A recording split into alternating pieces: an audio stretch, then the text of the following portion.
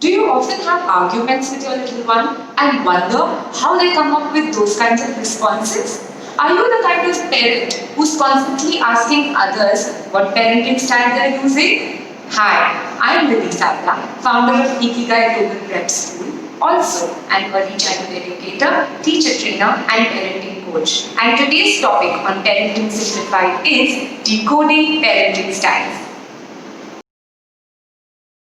The answer to the questions I asked before is simple. Let's figure out your parenting style. Now, a person's parenting style is determined by two very simple factors. One is warmth and the other control. Now, what does warmth mean? It basically means a parent's affection, level of love and warmth communication that they have with their child. That's warmth. Well, what's control? It's the amount of parental control, the amount of rule setting, the amount of obedience and disciplining that a parent demonstrates on their child. Once we figure out warmth and control, we can then understand more about parenting styles. So what I'm going to do right here is draw you a quadrant to help you decode parenting styles further. Now, to make our quadrant, we are going to use the two factors that we just spoke about, which is warmth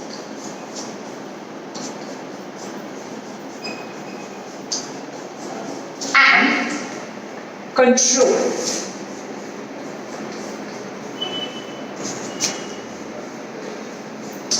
And to showcase degrees of control and warmth, we will go with high control, low control, low warmth, and high. So here's the quadrant that we are going to work with. The first parenting style that we're going to talk about in today's episode is the one that has high control and low warmth. And this one is called as authoritarian parenting. Authoritarian parenting, in simple terms, is basically parents who are strict, who have very, very stringent rules, and who dictate terms for how the child should behave and how the child should live. If I compare authoritarian parenting, I think a lot of us when we were kids had no say in how we want to live, how we want to grow up. It was all as per what our parents decided for us, and we really had no say in the decision making. And that's pretty much what authoritarian parents do. They exhibit very, very high control on their child's lives and behavior, and also at the same time are very low on warmth, almost to the extent of being rude. The second parenting style that we are going to be talking about is the one that fits here, which has low control and low warmth. And these kinds of parents are called uninvolved parents. These parents really don't care about how the child is growing up. They have very, very low warmth. They almost don't communicate with the child lovingly at all. And they also have very low control. So basically, they let the child loose, they leave the child to figure out how they want to live, what rules they want to follow. They're almost negligent, which is why they're called uninvolved parents. Through the Insta poll that we conducted 2 days ago on the Ikigai Instagram page, we realized a lot of parents voted for yes, strongly agreed with the question, should a parent be a child's best friend? Well, that was very surprising for us because that's not what is ideal out there. That's not what psychologists and researchers recommend. I feel, and so does research, that parents have a very different place in the child's life. They are the ones who need to be respected. There should be some level of fearfulness, some kind of authority, and of course a little bit of mutual respect when it comes to parents. Parents are more of mentors or advisors or guides when it comes to their children. They're not best friends. I think we as parents should leave aside that role of trying to be best friends with our children. Let them find their best friends in their age mates, in their peers. That's not our job to fulfill. And that brings me to the third quadrant, which is low control and high warmth. So permissive parenting is what this one is called, where parents are extra giving, extra loving, extra permissive. There's full freedom for the child to do whatever they like because there is very high warmth, but at the same time there's very low control.